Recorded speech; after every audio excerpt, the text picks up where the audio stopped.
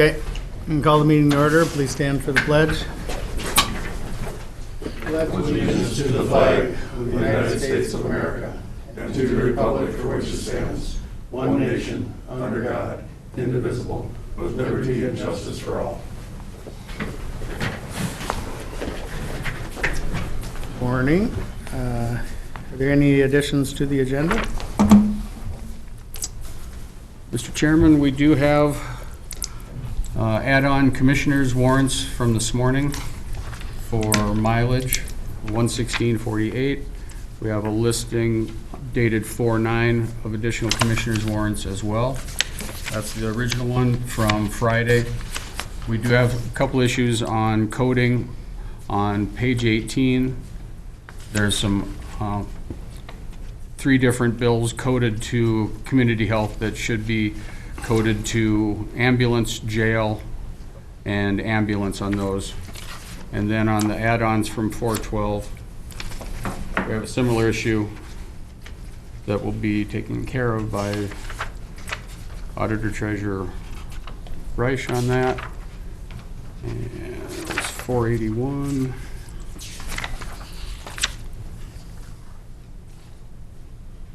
Yeah, on page 10, on the 412, there are bills to Hanks Foods, Carl Coombe, and Smith & Johnson.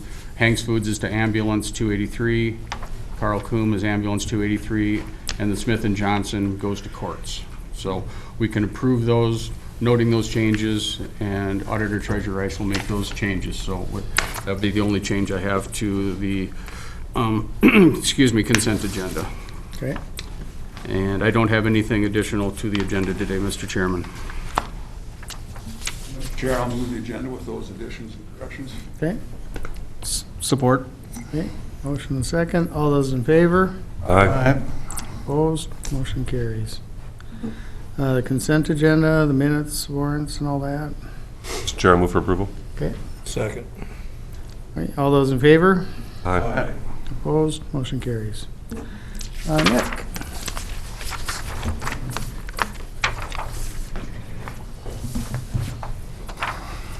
Good morning. Morning.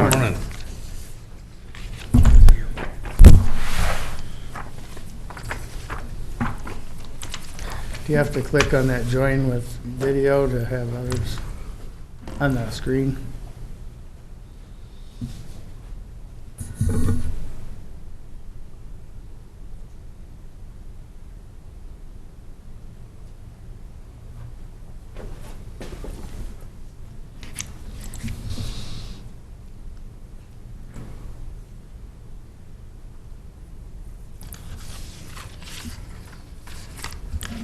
I suppose we got to call in if anyone.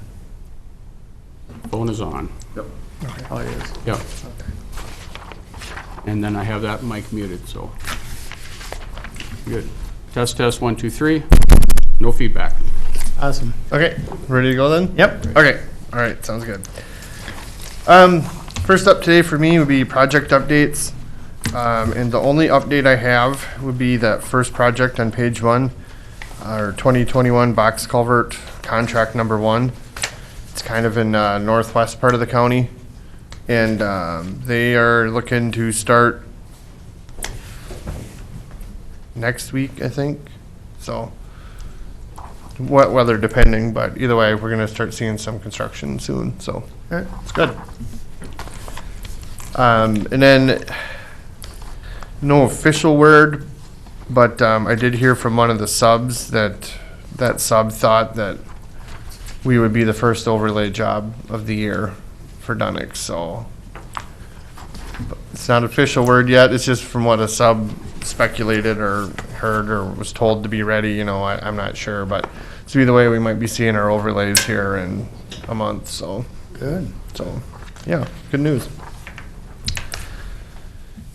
Next up for me would be some right-of-way payments for some upcoming culverts. There's a couple larger ones there. Just bigger easements, you know, that's the only difference. There's some slope work that needs to be done, so we need to purchase a little extra area to make those in slopes adequate. So otherwise, nothing out of the normal here. So. I'd move for approval. Okay, we have a motion. Dan will second. Any discussion? Not all those in favor? Aye. Opposed? Motion carries. All right, next item I have, I've been working with the city of Island. I believe I brought it up a month or two ago. They requested one of those dynamic speed signs. We're getting it narrowed down. There's a few different options. Pretty much the short version is if you want a message displayed or not, and then if you want a 12-inch or a 15-inch sign. So that makes a wide range of prices. You know, I told them what neighboring communities have, and they're gonna decide which route they want to go, and then I'll have the exact prices to be back for a quote on. So just an update. We're getting close on that. So. Mr. Chair, Nick, if you'd refresh my memory too, were we responsible for the maintenance on those or just helping with the purchase? I don't remember how that policy is written. We pay for half of it. We install it initially. We take it down when they're done with it, but they are responsible for the maintenance in the meantime. And we've had some out now for a few years. How are they standing up? Have they taken much maintenance? Do you know? Have you gotten any reports back or? I bet it's been at least 5 years because Dave Halber's gonna set that up, and I've been, Edgerton. yeah, I've been in this position for just about 3 years actually already. But Yeah. so yeah, I would say it's been at least 5 since we've had them going. I think one we had to send back and they warrantied it, if I remember right. I don't remember exactly what was wrong with it, but I feel like I remember one of them having to get shipped back. So, but all in all, they've been pretty good. I think they're effective myself. Good. Because even, you know, I'm familiar with the roads. It even catches me like, oh, geez, yeah, It's a better good slow reminder. down more. So, I mean, I think they're doing their job. So, we got a little bit more guidance on them. They kind of changed some of the requirements. You know, they'll only display speed up to so high above the speed limit. Point being, we've heard, you know, not here obviously, but the reason for that is some people have tried to see how high of a score they can get on it, you know, so they don't want to print that out, you know, too high. So that, and then they're making us, they're switching the sheeting from white to yellow. So you'll see that, you know, this one will be yellow instead of white. I don't know what the point of that is, but you know, the latest tech memo, it said they're to be yellow sheeting. So going forward, they'll be yellow, I guess. But yeah, other than that, I mean, I've been happy with them. I think they're good. So Do you suppose that you know, if we've had them out for 5 years or so, they might come to end of life on that particular piece of equipment, so we might have to consider policy adjustments when they need to be replaced? Or is that onus going to be on the municipals to replace them when they wear out? What I've seen with the ones we have by the park, it's a warning sign, the crossing for the kids. After a number of years, your battery has got to be replaced because overnight it doesn't have what it takes to keep it going. yeah. That's the only thing I can see. But as we get a few more years down the road, if some of these start wearing out to where they're not repairable anymore, we might have to, I don't know how we're going to address that policy at that point. Have to keep that in mind. Yeah. Yeah, I don't think the policy really had that in mind. No. I don't remember seeing anything about when it's not worth fixing anymore. So I don't know. I guess at this point we may just have to address that when it happens. But yeah, I know meantime maintenance is up to them. So to me, you know, a battery would be worth replacing versus replacing the whole sign. But you know, after 12 years or something, you know, if the circuit board and everything fries it, and well, then it's not worth fixing anymore. So, but what are they now? You know, a couple, 2,000-3,000 per entity or whatever, and if, you know, they last a long time. So we're talking a couple $100 a year to have them, and And yes, they've been effective. yeah, and with how effective I think they are, I think it's probably worth continuing doing that. But that's just my opinion. So. Thank you. Yep.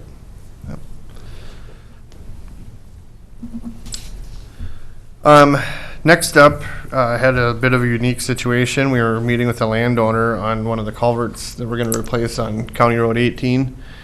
And he asked about another one through the road, just a small 50-some inch pipe, and said that the water regularly backs up right next to his house or whatever. And like, ooh, we don't like that. So we surveyed it, we sent it in, and long story short, we found out it was between a third and a quarter of what it should be for capacity.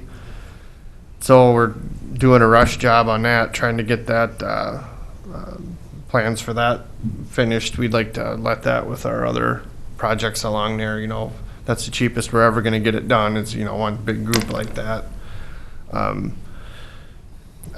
We talked with one person at the state. They didn't think it would qualify for bridge bonding, so we'd have to pay for it with our state aid.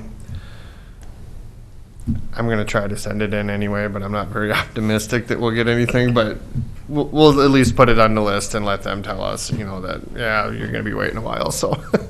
Is that the one right south of the Valley Road? It's by west of Cam. West of Cam, okay. Yeah. Further north. Yeah, south of his driveway. There's like a little 50-some inch, I think, arch pipe through the road, and they told us to add two 73-inch arch pipes next to it. So like, wow, it's, yeah, it was a ways off for sizing, so. So, in order to apply for bridge funds, we need a resolution from the board, you know, approving for replacement. We'll put it on there. I'm guessing we'll end up pulling it off almost immediately after they tell us no, and we'll just, you know, proceed with, you know, add it with our other project to get it done a little cheaper. So Sure. I'd like to try, but I'm not, just so you know, I'm not very optimistic about it. So, so. Mr. Chair, I move for approval of Resolution 59-1721. Okay, I'll support that. okay, any discussion? Hearing none, all those in favor? Aye. Opposed? Motion carries.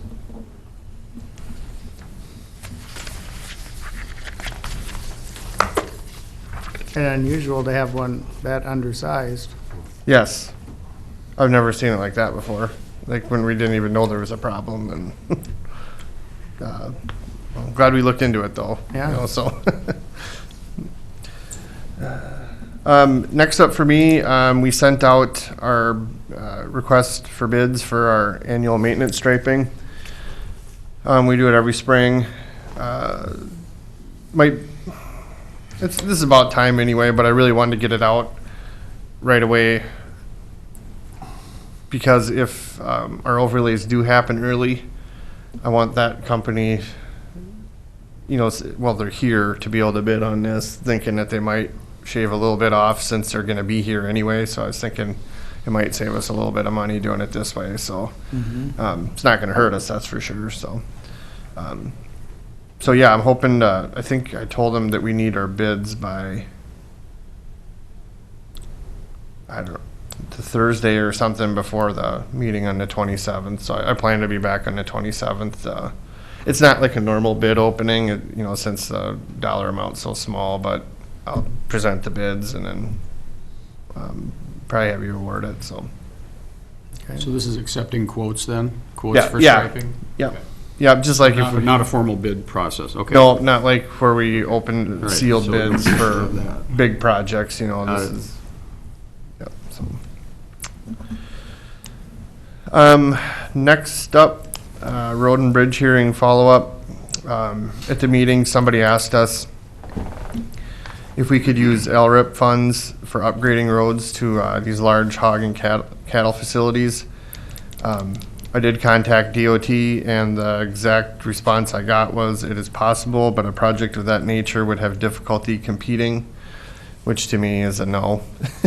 But they didn't want to say it like that. I suppose it maybe some way technically could have qualified, but in all reality, it's not going to happen. So I did look into that, but it's not going to work. So.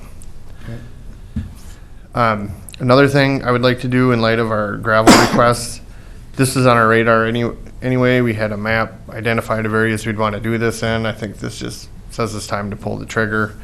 I would like to look at possibly doing some tiling this summer on some of these heavily used gravel roads. I'm thinking maybe these field tiling guys would be looking for some work like later summer, before crops are off in the fall, and I'm guessing they slow down then, maybe not, but so I'd like some quotes to potentially do some road tiling in their downtime, when it'd be cheapest for us, and then possibly look at crushing extra gravel this fall, and then we could, put a lot of gravel on those areas next year, so we get them, some of these higher traffic, heavily used ones built up, so. Have you checked into the availability of tile? I've heard it's hard to find. Nope, I have not. Is that just like everything else then now? It's like copper wire doubled in the last month. I heard aluminum cans are having a problem now, and, Yeah. well, maybe we won't, but at least I'll look into it. Look into it, Yeah. There's still a coin shortage? Or- What's that? There's still a coin shortage or not? Remember that was a big thing like a year ago. Oh, it was? Okay. Yeah. Okay. Okay, well, so I think this is probably something that we would look at using wheelage tax for. That was kind of the purpose of it when we put it into place, so I think this would be a great project for it. So I'll probably look at adding that to our 5-year plan then. So. And, keep in mind, if we can't get tile or if we're paying a premium for it, we can push it off a year if it's, if we think that'll be more cost effective, but I'll at least start the process, so. Another item from the road and bridge hearing, we were asked if Murray County pays aggregate tax for gravel hauled from Rock Township. I checked with the auditor, and he looked up and said that the supplier that Murray County uses pays aggregate tax.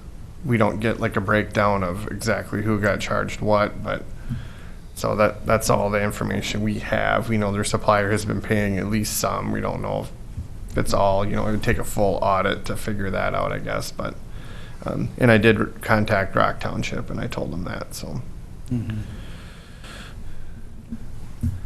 Next up for me, be a maintenance update. Road postings went into effect on March 4th. They're pulling them off in the southeast part of the state. I think it's this week. I don't know if I got the date, but no word on us here yet, but in the southeast part, like Rochester and Metro, they have a date for when they're removing them. So I would expect we'll hear, if I had to guess, I guess this week we'll hear when ours are coming off. So we plowed 5 days in the last month. We kind of took some other blades randomly and sent them down to the Edgerton area to help out when that one was down and in the shop. We started our annual crack sealing. Our new crack cutter and filler showed up. And goals for the upcoming month, I think, we're going to try to start working on some culvert repairs and ditch cleans and start hauling some gravel, at least in the bad spots. So, I guess that's it for me. Anybody have any questions? Is the Edgerton's grader back on service, or? Yes. Yeah, it's pretty sure I saw that in the shop. Okay, They all look the same, so it's hard to, but I'm pretty sure that one's back. Yeah. thanks. I'll follow up for sure. And the new crack machine and all that's working good? Yep.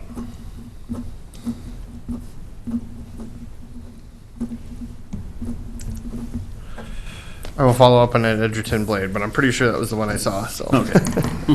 Seen the truck and the low boy's been getting some work. I've seen. Yep, I saw that out this morning already too, so, That's been working out really well. yeah, they seem to like it, so, pretty new yet. We didn't get it till late last year, so it's hard saying exactly what we're gonna do with it yet. We haven't had much opportunity to use it, so. But yeah, it certainly seems like it's gonna work out really well for us, so. Good. How is your workforce doing? I know we had a lot of experience that had retired, so big changeover for you, so I imagine there's some challenges there getting everybody melded into a good team again. Yep, one guy came back who had a number of years of experience here, so, he'll hit the ground running. Another guy worked for a local, for Double D's, so that's a lot of the same type of work as us, so. You had some good hires. That was Yeah. fortunate. Yep, so there's not like nobody's really changing what they did too much, so, yeah, it seems to be going pretty good, so. Are you going to go to a summer schedule hour-wise again? What's your plans there? May 3rd, I believe we go to 410s, so, yep, it'll be, we'll be starting at 6:30 and ending at 5. Or the maintenance guys will still be on 5 days up front, so. Yep. All right, well, that's it for me. All right, thank you. Yep. Thanks, Nick.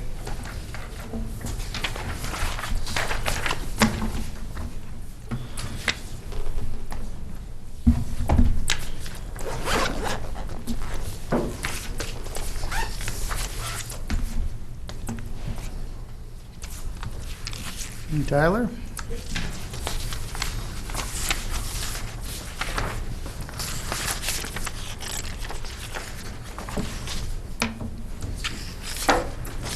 Morning, gentlemen. Morning.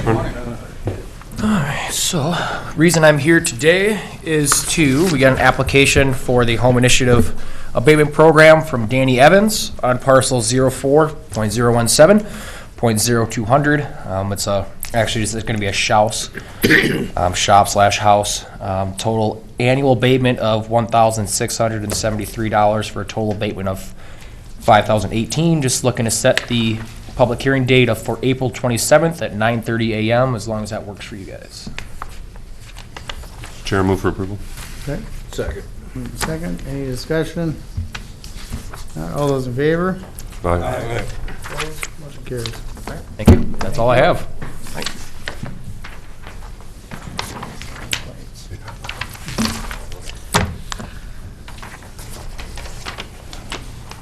Do something like this last, right? What's that? You could do something like that. right? Kathy, you have any personnel? Not Okay. anymore. And I guess we could start with committee reports. Dan, you want to start us off? Started the month on the 11th. We had a Pipestone Area Coalition meeting then with the school. The Lukenbach conference in Montana was moved to virtual again for this year. It's the second year in a row that will be virtual. They've got some funding that they need to have used up by the end of their fiscal year. So they're looking at some sustainable equipment. So they're actually going to use some of the funding to buy a little small utility trailer to use for like the robotics team, for hauling their equipment and some of those other things. So they're in the process of doing that. Then on the 12th, I had my Southwest Mental Health Consortium. Pretty straightforward meeting there. Again, we're still virtual on those. On the 15th, we had our SMOC meeting. That is still virtual. In fact, this afternoon or this evening, I've got a SMOC building committee meeting down there as well too. With the new school, there have been a couple issues that still need to resolve. One of them built. We got those pretty well taken care of last month. Now the agency building's got a flat roof on it. It's got a rooftop unit and so forth. So it's kind of that stuff we run into. So we're going to go down and take a look at that this evening. On the 17th was our Southwest Health and Human Services up in Marshall. Those are attended back in person again. There's really nothing that stood out in that meeting to me, Les. Anything to you? No, it was pretty much straightforward. I think there was, 2 policy updates? Yep. Where they just cleaned up some language, changed dates, and names of people. One of the things that we will be addressing, in fact, I visited with Beth about it some more again, and that's this disparity between the counties that are Prime West and those that are not Prime West. So that's something that's going to be on the agenda next week that needs to be discussed. So. Then on the 22nd, we had our solid waste meeting over in Slayton. That was virtual. That was in the morning. And then in the afternoon, we had our Rural Minnesota Energy Board meeting. With the Rural Energy Board meeting, you guys might recall here a couple months ago, we had a transmission summit talking about the importance of getting transmission lines for our wind and solar both. And that was pretty well received, and they're also going to have some more interest from the governors, governors, I can't remember the term of it. It's the group of Midwest Governors Association, I think they call themselves. And that's coming up on the 20th. And they asked if I would give a perspective there also on the impact that it's had in our local economy and so forth. So I'll be participating in that via Zoom as well too, just a little 5-minute blip of the importance of transmission lines. Thanks, Dan. Yep, very welcome. On the 25th, then, we had our Casey Jones meeting, still working on grant money for that as well, like always. Also, the trailhead, got a little bit of maintenance done out on the trailhead here in town. Got that, the bicycle repair station, the air pump, the different hose on it, got that taken care of, and did a little bit of, the state paid for a couple loads of gravel then in that parking area. So I did a little bit of grading on that. There's kind of an ongoing difficulty with that. Overnight semis like to back in there and park, and with that gravel in the springtime, it tends to cause a little bit of problems. So hopefully we can make some improvements there. Then on the 31st, then I think pretty much everybody's able to participate in that community action transit, community action presentation. It is based on transit, but they also talked about their total scope of what they do. And also, obviously on the 16th, we had our road and bridge meeting that we all attended. So that concludes my report, Mr. Chair. Sounds good. Dallas? Started out with March 9th, regular meeting, March 17th, AMC County Government 101. Minnesota returned the most census forms in the county by percentage. I thought that was a good thing for Minnesota. One of the other things they brought up was build relationships before crisis comes. And a cardinal sin is don't mess with someone else's election, which is a pretty good thing to hear. And county commissioners are employees also. We're not the boss, we're employees also. So we're employed by the people. And one of the things that struck me was that a typical employee is 65% of their compensation is salary and 35% is benefits. I thought that struck me as being high, but I guess it's probably true. And March 23rd, regular board meeting. Magellan Pipeline, what struck me on that presentation was it only costs 4 cents a gallon from Houston to here. You know, you can't even think about a truck or a train for that.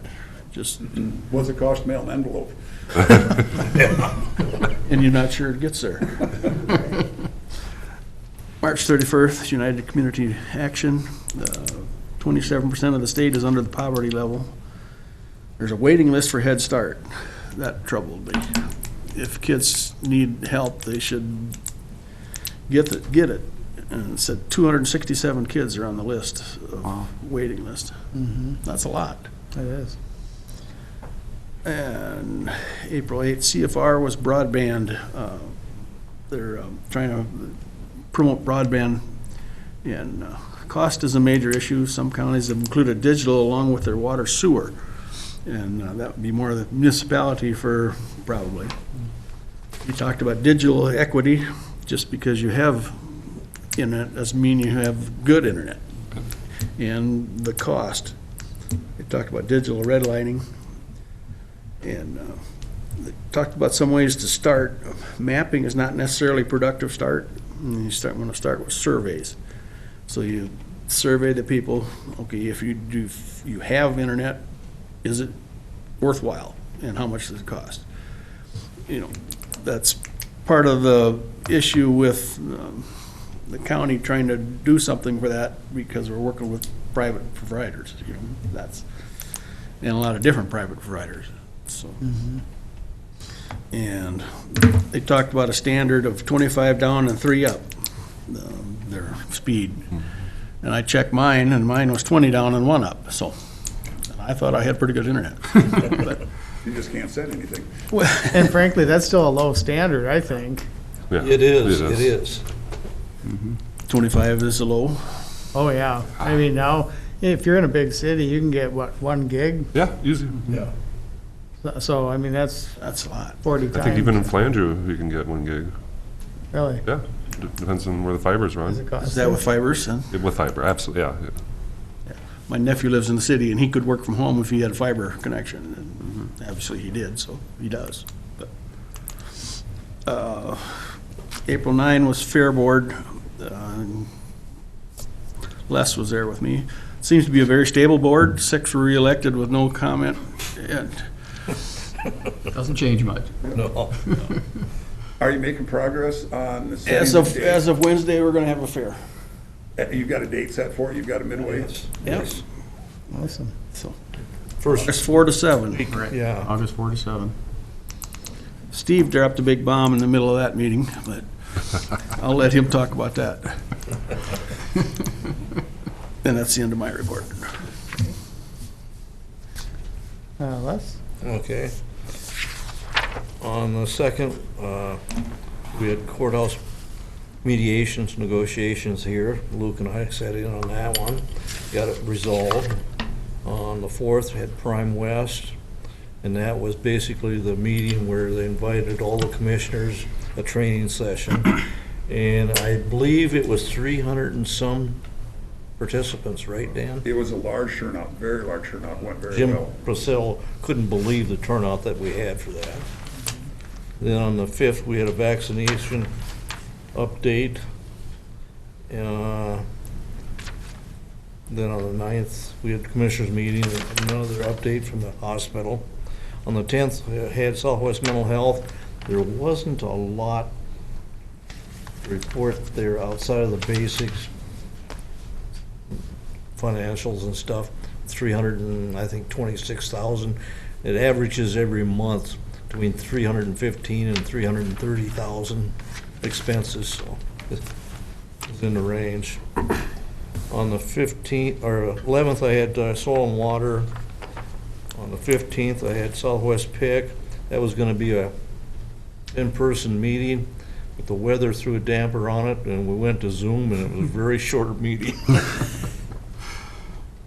And then on the 16th, we had the Road and Bridge annual meeting. 17th, Health and Human Services.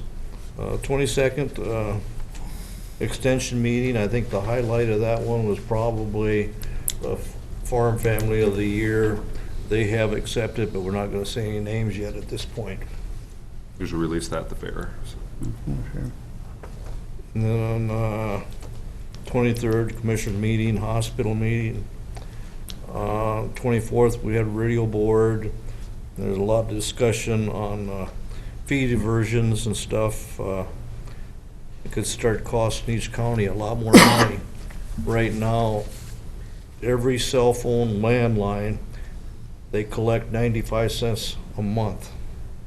They're talking about dropping it by 33 cents. Well, if they do that, county's going to have to start supporting the PSAPs. There's not going to be enough to do that. We negotiated back now, I think we're at about 80 cents. That's still, some of these small fire departments and ambulance, they're not going to have the funds to keep up. So a lot of discussion on that one. Something for the future. I think in June, we'll have the grant paid back on the original armor system. So that will help a little bit, but now they're trying to shift. Like we're talking, a grant is nothing but kickstart money. And there's a lot of truth in those words. It is. Why does the state want to drop the fee that they collect for phones down? That's not the state, it's the federals. Because the Feds? bonds are being paid off that the money was being directed toward. Yeah, $23 million, I think. So once the bonds are paid off, they figure, oh, we accomplished our mission and, But now a lot of this stuff has to be replaced and updated. right, and they want to go to next gen, which is going to cost way more. And Yeah, yeah. Updating never ends. I mean, it costs them millions of dollars every time they do a Motorola update to our systems. I mean, it's That's one of the problems, Motorola's. Yeah. basically hostage. I mean, Yeah. if we have it, if we're with them, you're gonna, Yeah. you pay, and it's expensive when around the state, so. So Doesn't make good sense. it was an interesting topic, and it took quite a while to discuss that one, but there's gonna be more in the future. We're hoping we can settle it the 80 cents per line instead of the 63 cents. Then on the 31st, they had the UCAP meeting, which is very interesting, surprising how much overlap there is in different organizations. I didn't realize UCAP was quite that, had their fingers in quite so much. They have a lot of different programs. Yeah, the overlap was In fact, amazing. it almost made me wonder, is there any thought to having Smock and them get together?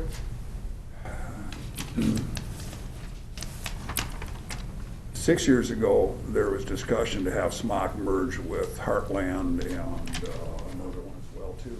But they were in debt, and Smock wasn't in debt, and there really wouldn't have been any purpose to merge those. But even since then, there's always been that little bit of push to have UCAP, and it's a little bit of, my own personal opinion, there's a little bit of not only overlap, a little bit of competition for services. Sometimes I don't quite comprehend that.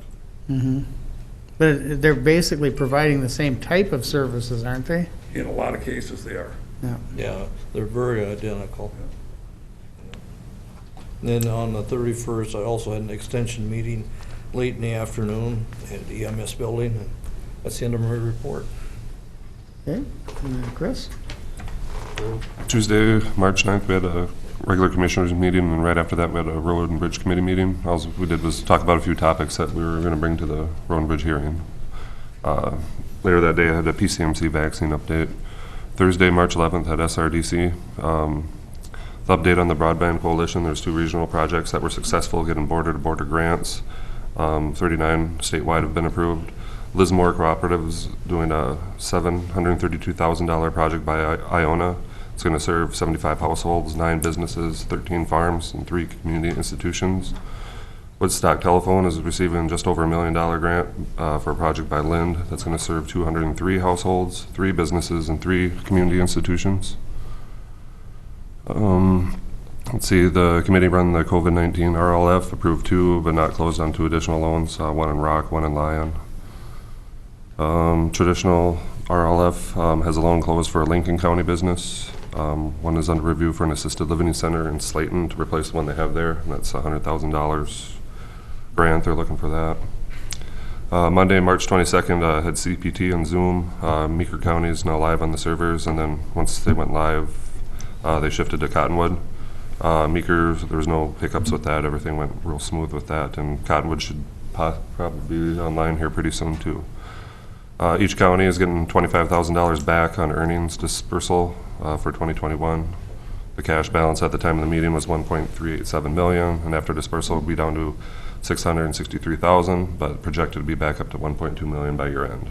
So this might be a regular thing, and hopefully by next year or so we'll have that paid off. So our initial buy-in. So And they can just start sending us dividends. that's the, that's the That would be hope. great. Or reduction for services or something. Yeah. And the staff's going to return to the office there in small groups starting in May, and all the staff should be back by June 1st. They've been completely remote since COVID started. Later that day, I had a extension committee meeting that Les talked about. Forgot to mention that on March 16th we had the Road and Bridge annual hearing.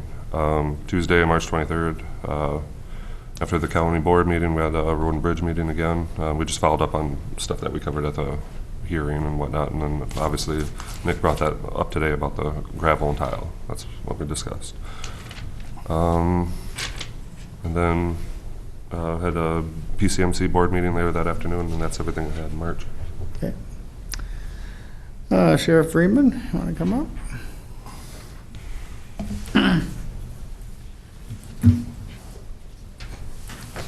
Morning. Good morning. Morning, gentlemen. Morning, Tyler. Tyler explained we have a contract. Just a quick overview. A couple of years ago, the state mandated that all dispatchers can do medical over the phone for like a heart attack victim or something. It gave us a couple of years to get it in place. Well, the state realized a place like ours is hard to do because first the training is quite a bit, but they're the only one there, so if they're on the phone for 10 minutes helping, they can't page out the ambulance. Other calls are coming in, so they set up a system where we call a number, I'll let Tyler explain it, and then they actually take over the call for us for the medical parts of Minneapolis. So I'll let you explain what's actually. Yeah, so the state passed that all our dispatchers need to either be emergency medical dispatchers, which is an extensive training, takes time, or we have the ability to transfer that call to another agency. So this agreement is between, or would be between Pipestone County and Health East Medical Transportation, it's called. There's no cost to us. It's based on call volume, which ours is expected to not be that much. That's why they're taking on free of charge basically at this point. That's not to say in the future that there might be some sort of charge involved, but as of right now, there's not. There's also training involved for our dispatchers, but it's all online, and we actually have a grant to take care of that as well, so that'll all be taken care of. So if we get, like, say, a cardiac arrest type call on the phone, we would get the ambulance page, get the information we need, and at the same time, we would push a button just on our screen, and it would transfer it to this company. And it's actually like a three-way call. So we could still be on the line, they can be on the line, and we're still talking to the reporting party, getting information. And once we're done with our information, the CPR instructions would be passed on from this Health East. So they're passing on the instructions to somebody on the scene? Correct. Where The caller, right. Yep. Okay. This has been in the works for a couple of years. Yeah, it has. It finally passed now. We have to be compliant by June 1st, I believe it is. It's a good thing. I mean, Yes, it is. Yes, it is. especially that they actually did a good thing now by realizing that it's very hard for a small dispatch like ours or anybody else around here to do, because you only have one person dispatching. Well, Right. you can't just quit everything else. So it actually have a good answer this time. Hopefully it works out good. So. There could be other calls coming in too. Sure there The is. dispatcher would be tied up with that first one. I think in our region, just about everybody is going this route. Yeah, so Yeah. there, a lot of the rural counties are doing the same thing, transferring it to somebody up in the metro or Rochester or whatever it may be. We're not sure this company picked us, or, I mean, they picked like 2 or 3, and other ones, I mean, there's a bunch of them that volunteer to do this, and then the state through, what, ECN, or is setting it up, set us up with these people, and so that's what this contract is. It's good for 1 year, and then it renews every year for another year by itself, unless somebody changes something or something's not right, so. I would guess ultimately the final outcome would vary depending on the temperament of the caller in interacting with this company. Right. I mean, you can say that about just about any call. Right, too, but I'm just because- thinking, like if you had somebody that's just totally freaked out and, won't listen to their instructions, it's not gonna matter what they tell them to do if they're not capable of settling down to do it. Right. Because our dispatchers already do that. I mean, but they're not officially Right. trained, but they still will do it. I mean, they'll tell you how to do, we all know how to do it, and Right. tell them what to do. Like you said, if the person refuses to do it, you still, but You have to try is you the have you point. have to try to Right. get them to do it, and hopefully, you hear stories once in a while, like during a blizzard, that they'll keep somebody alive till that, it's save people. Yeah, otherwise you're relying on whenever the ambulance Right. people show up. And to be honest, usually by then it's too late for some Exact- kind of breathing. Yeah, I do like that concept, though, where our dispatcher is still involved with being a three-way call. That kind of helps, a little continuity then as well, too, and And Well, we want to make sure we have the right addresses, Yeah. obviously, and We that's part of can't, it. we can't just get rid of them. We gotta know, right, and obviously somebody local might know the people or have some more connection to them than somebody in the cities would. So I think it's a really good deal. I'm glad, like I said, I'm glad they came up with a good alternative instead of just. Price is right. Here, just take care of it. Yeah, like I said, I don't think it'll ever cost a lot, because once or twice a year we'll probably use it. Right. It's nice to have if you need it, so. That. Do you have all the equipment to do that in your, Yeah, it's just a matter of putting that as a three-star number on our computer screen, which I think Bill can probably do that, and, or somebody will do it, but, and then as soon as they answer, I called, realized they need it, they just hit that button, and they pick up in Minneapolis, and you're all three on the It's same line. almost like having an app on your phone or something. Basically, yeah. Yeah. So, yeah, there shouldn't be any equipment involved except for that. Should be seamless. Yep. Should be. I guess we're just looking for your approval on this, Mr. Chair, move for approval. Oh, go ahead, sorry. Okay, Dan will second. okay, motion second. Any discussion? Yeah, one question. Is this going to help with someone choking too? Will they do that, or is it just CPR only? Anything. No, I think anything. Any medical event, isn't it? Any medical event you want transferred to? Even bad injuries, bleeding and stuff. Oh, awesome. Like, Basically, what we're doing is, instead of training as emergency dispatchers here, we're just transferring them to someone that is an emergency dispatcher, if that makes sense.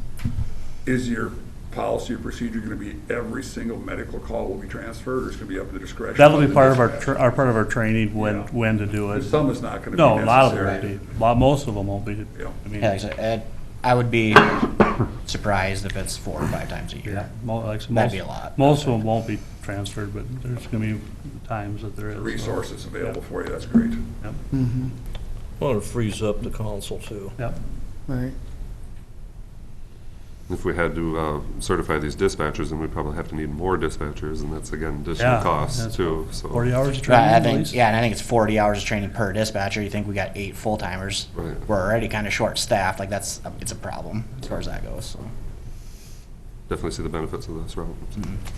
Yeah, with the turnover, the cost of that training over and over would add up, And like anything, if you don't use your skills, you lose them. right? So, these guys in Minneapolis probably do it twice a week, or whatever, so. All right, we do have a motion and a second. Yeah, I'll second. Dan Dan did. Dan did? Dan Excuse did. me. Chris and Dan. Any other discussion? Got it, that's fine. Not, all those in favor? Aye. Opposed? Motion carries. Thank you. Thank you. Thank you very much. Makes Thank sense. you. See, it wasn't so bad, Tyler, was it?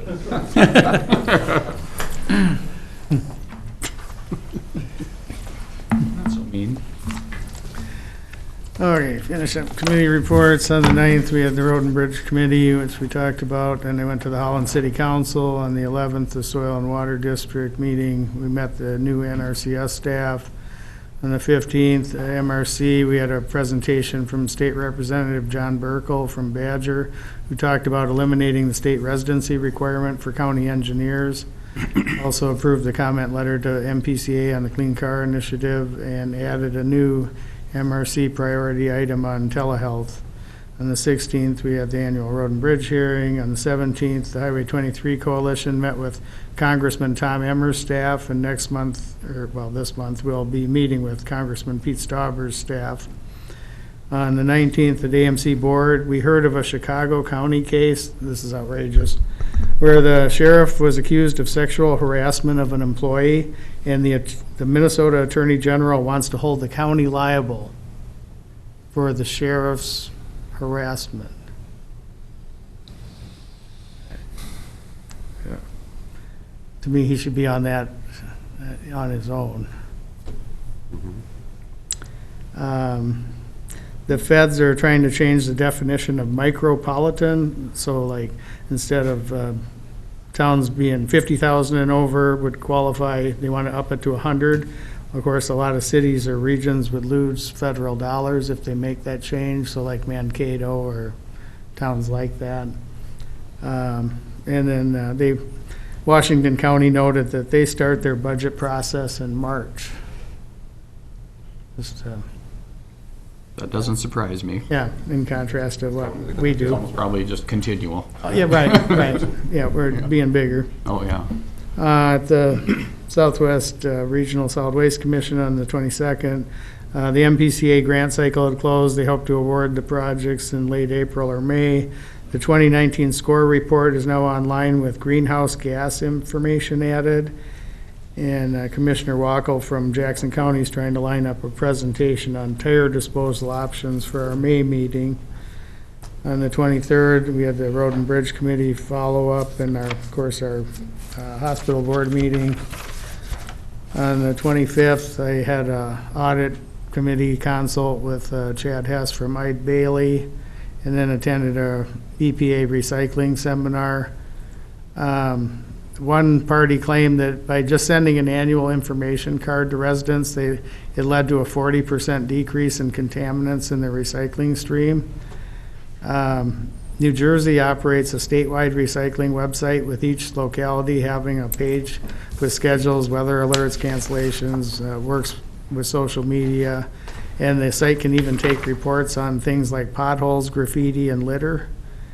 In South Carolina, they eliminated glass from recycling in 2016, and by 2020, their glass tonnage nearly doubled, although people have to drop off at locations themselves where it's then collected.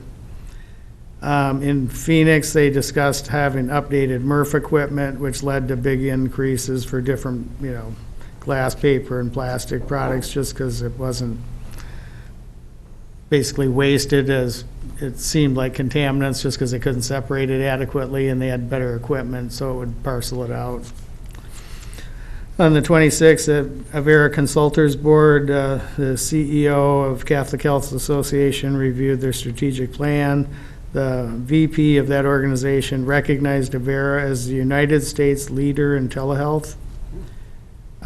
They spoke of issues related to COVID-related PTSD at facilities that were full and had a lot of people die. And they're expanding their behavioral health center in Sioux Falls to add juvenile inpatient chemical dependency and hospitalization, and have 24-hour mental health urgent care coming up, so that'll be good for the region.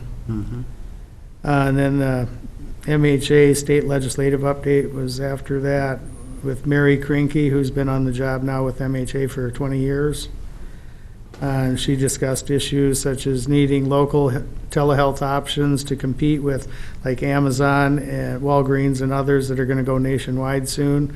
But of course, for people that use those services, their visits won't be in their local electronic health records. So, kind of leaves a void if you're trying to keep track of what's going on with people. On the 29th, the AMC Board and Futures Joint Committee meeting with the president of Normandale Community College, Joyce Esther. She spoke about differentiating between yourself and your job. I mean, like Luke is my name, but commissioner is what I do. The disconnects between K through 12 education and higher ed, and how career academies can show or highlight how county jobs or hospital jobs or other jobs could kind of show children a way, like a path out of poverty. And of course, since hospital jobs especially, well, even county jobs, it's hard to get people anyway. If you can grow your own, it's just a good way to fill those positions in the future. On the 30th, the Minnesota Transportation Alliance federal update with congressional Congress people. General consensus was to include broadband with better federal planning so local projects can be coordinated with federal projects. Pete Stauber supported higher mileage reimbursement for volunteer drivers and said we should learn from the Suez Canal incident why locks need to be maintained or expanded. Tom Emmer supported earmarks being taken back by Congress and noted that airport and seaport needs besides road and bridges needed to be addressed. Jim Hagedorn mentioned the Rochester runway and Mankato air tower needs. Dean Phillips wanted members of both parties to have more input and not be force-fed from leadership, cited needs for water infrastructure, the importance of protecting our democracy, and concern for the fact that we're paying more for the past in interest costs than the future in building costs, which I certainly agree with that. That's a problem. Angie Craig said the U.S. is falling behind other countries in quality of our infrastructure and the need for IT infrastructure. Amy Klobuchar and Tina Smith had video presentations, but were not there in person. Ilhan Omar's staff person came on late, at the very end, but wasn't given time to speak because the meeting was basically over. And our representative, Michelle Fishbach, was a no-show. On the 31st, of course, we had that UCAP overview. I thought it was very informative. When they mentioned prevailing wage and green criteria are driving the costs of new housing. The one positive they had was that helping people get their program, where they were donating cars to people on assistance, and 86% of those people no longer needed cash public assistance because of going to work. So, I mean, that seemed to be one program that was really working out. Excuse for 'em. me, Mr. Chairman. What is prevailing wage? You know, Prevailing wage is a law passed by the federal government that for certain projects like highway work or construction work, you have to pay the prevailing wage, which is somehow determined by wage studies of, but I mean, basically it means that out here, we're paying a wage based on Twin City prices Right. versus, what would be our local prevailing wage, which would be something less than they'd get in the Twins. It'd basically be union-driven metro wages And that's mandated from above, from the feds. from the feds, not the state? Right. Okay. Mm-hmm. I didn't know who, Also, it's referred to as the Davis-Bacon Act, so I think that was some. That was the congressman that, passed it back in the day at the federal level. It's been in effect for many, Since the many years. 80s, I think, or Well, before that, wasn't it? maybe 70s? Yeah, I think it was 70s. Somewhere in there. So basically, it depends on the scope of the project. If they require it to qualify with prevailing wage, then it doesn't matter what the wage, well, there's a study, and the wages in your region have to be a certain amount, no matter what the employer is. If this contractor is gonna bid on this, he has to pay his Figure in the prevailing employees wage, yeah. whatever they say that prevailing wage is. so before you bid something, you have to know what the prevailing wage is for this area, for this project. Yep. But like all MnDOT projects, you have to use the prevailing wage.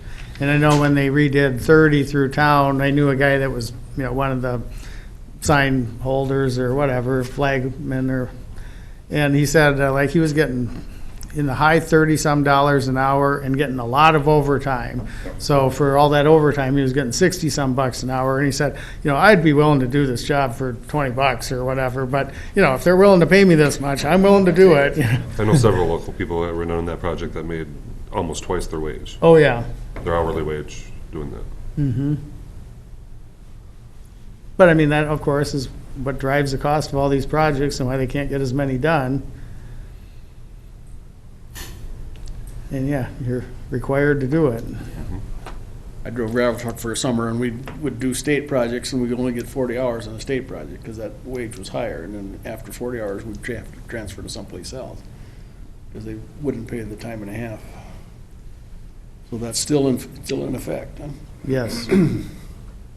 Just call it something different now. For some projects, it will double the cost of the project, just from prevailing wage. And the hospital have to, Doubles. Yes, the hospital project had to pay Hospital has to- prevailing wage. Yep. sorry for that interruption. Oh, no problem. Yeah, that's a good thing to know about. Yep. At Area 2 and RCRCA on the 1st, we heard that Southwest West Central Co-op is switching from Blue Cross to Medica in 2022. We're not with them anymore, but I just thought that was interesting to note. We did award the $4.468 million dredging project to that J.F. Brennan company. And RCRCA covered the disposal costs of tires pulled out of High Water Creek south of Lamberton.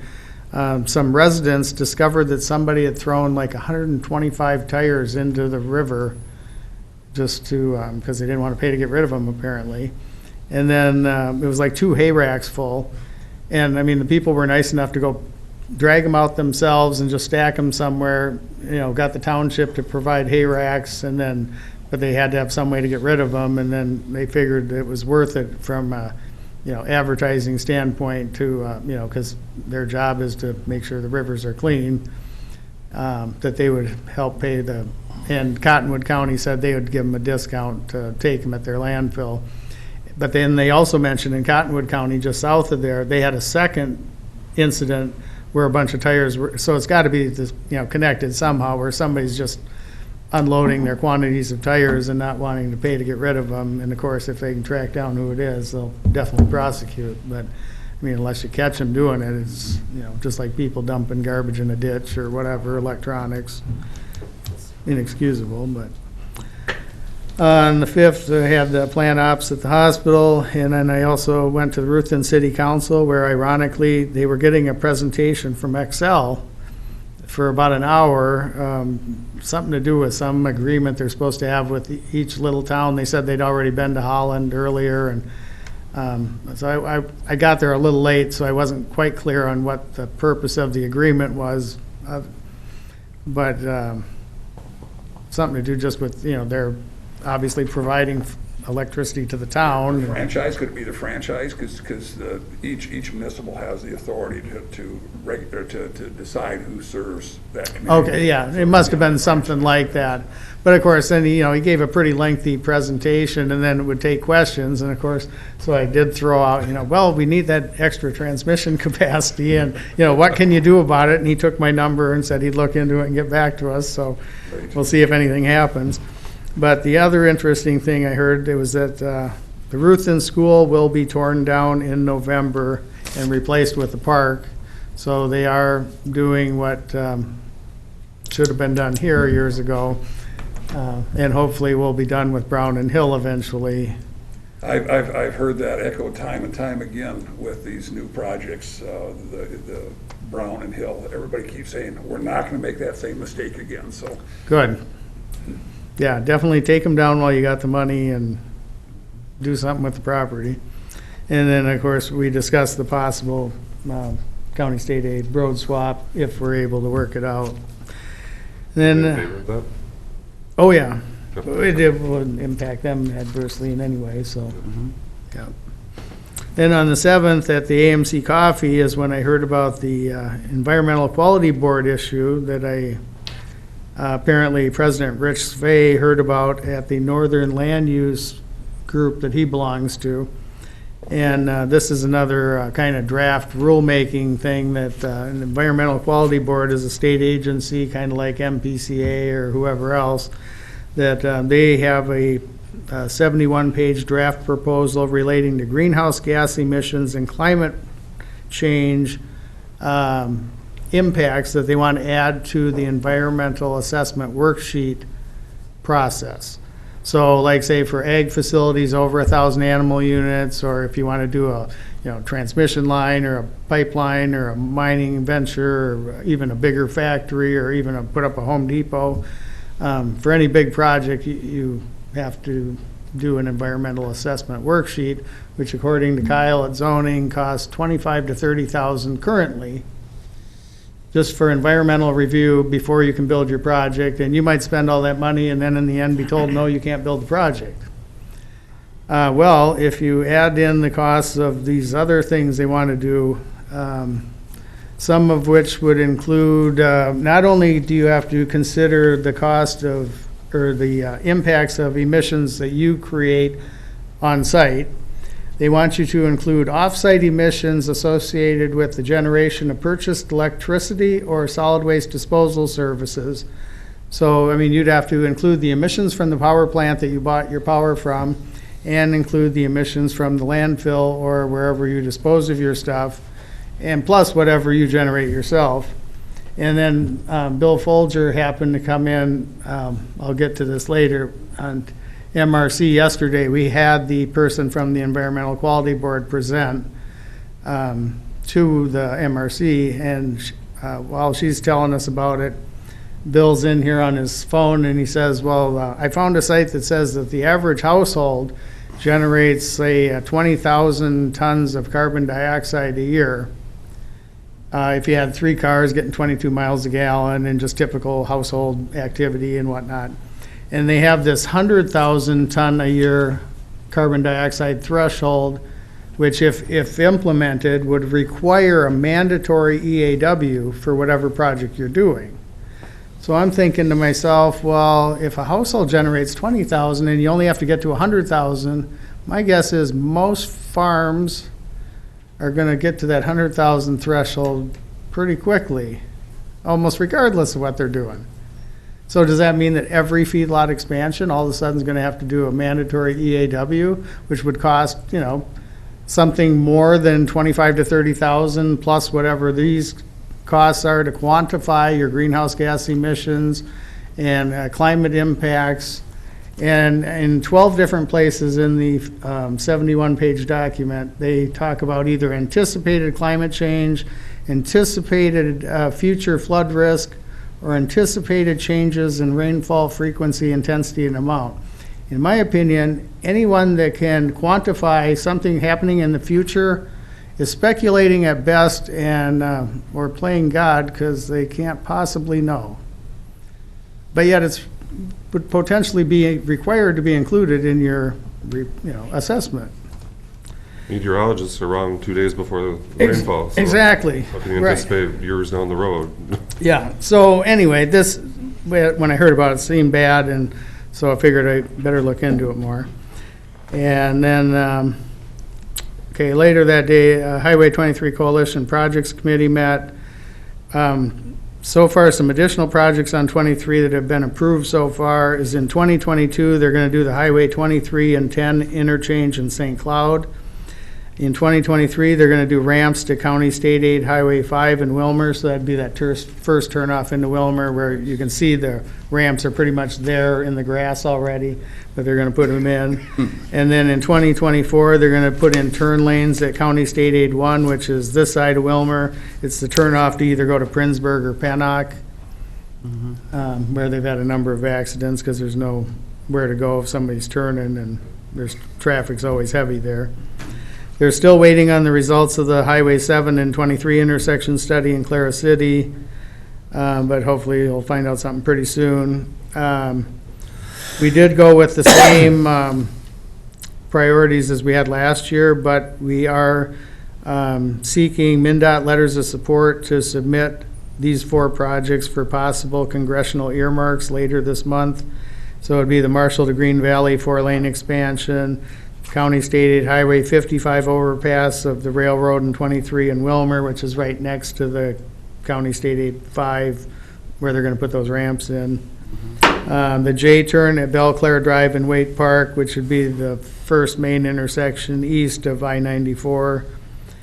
And then the preferred route study from Foley to Malacca to eventually 4-lane. And I continue to press District 8 MnDOT staff on the long-term solution for Pipestone to Russell.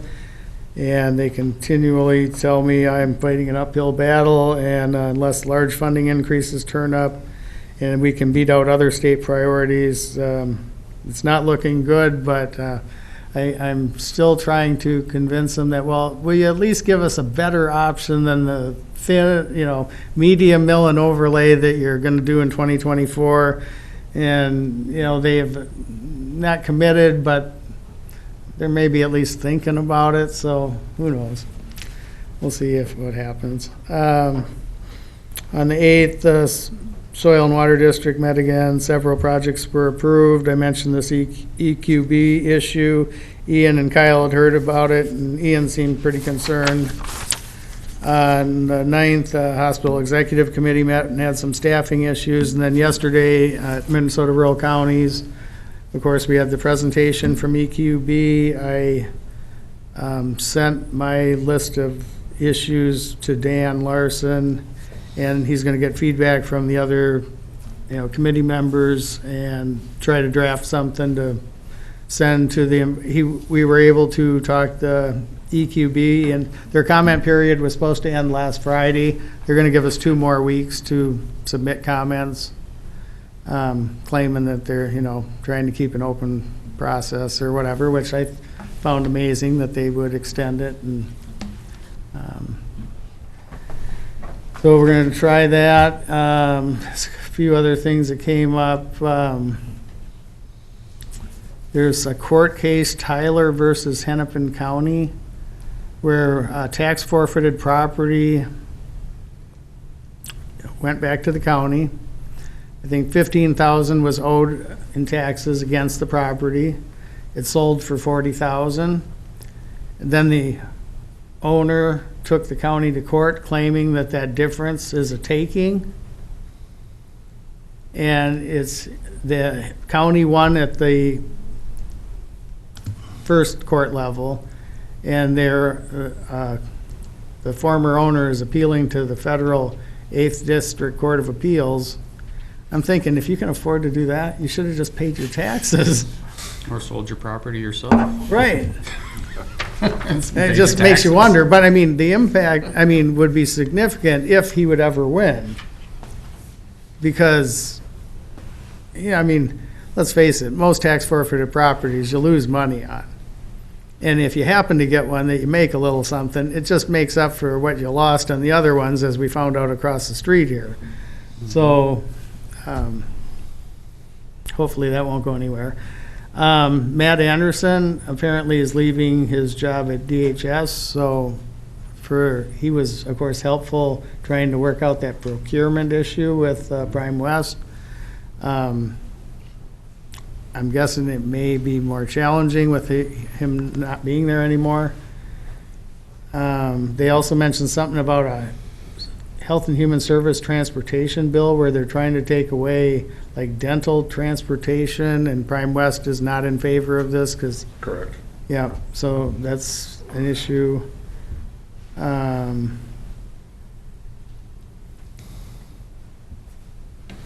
guess that's about all I have. Kyle, have you got a second before you gotta go? Can you wait for a second? I'll let you finish first, though. I'm done. Okay, and speaking of dental, and I would like to have included that in my Prime West report, I kind of missed on that. I want to thank Kyle for the article he did on the Caring Hands Dental Facility. As you all know, that is a go, and in fact, Al Olson is coming down Thursday to actually get his building permit, and they're gonna stake out where they're gonna be building the property at. And again, remind everybody that Prime West had given them a $278,000 grant for that. Also, he got a grant in for Bremer Bank as well, too. So just wanted to bring up the on that and specifically thank Kyle and Pipestone County Star for that article he ran on there. So Good. they are planning some type of a groundbreaking ceremony later this spring when all of everything gets lined up. So, but thank you, Kyle, for that. Where is that gonna be located? Where the old Robson Grocery Warehouse used to be Okay. at, where the Pipestone County Star is, it's just right to the east of there. Okay. It's where the city's been piling their snow, most recently. Yes. That's all gone. Quit doing that, huh? Find a new home for sale. Yeah. Old Pepsi place. Yeah, they do some. And the other item I want to bring up as well, too, you'd mentioned Head Start, Dallas.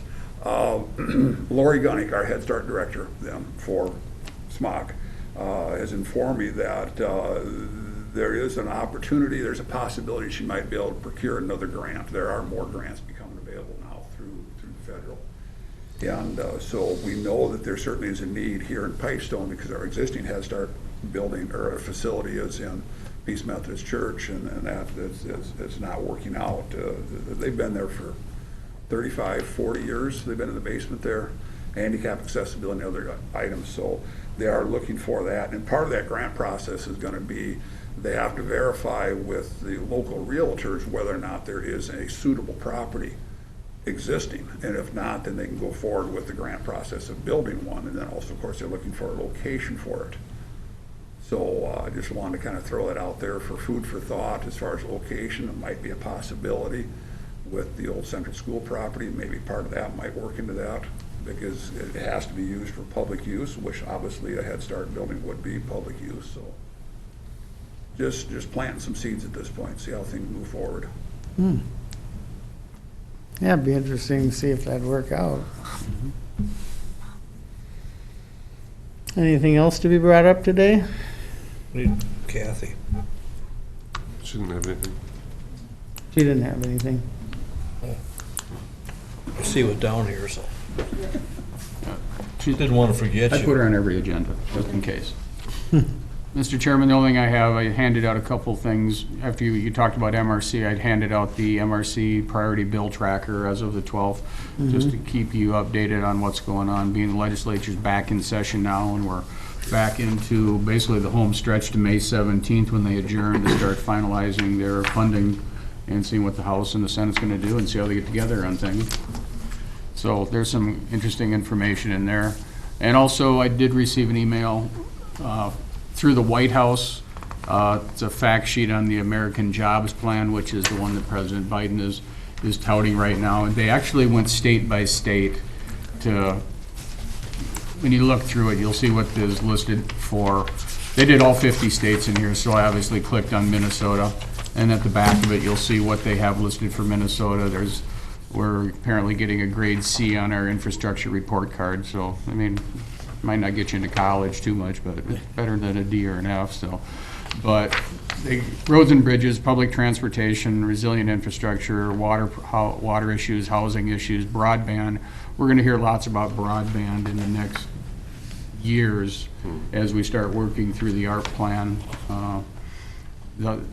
the hard part about that, which will take a lot of our work, is to how we're gonna coordinate this with the private sector and also the federal government using their money, the state money, possibly even our local township and city money to advance the issue of broadband somehow.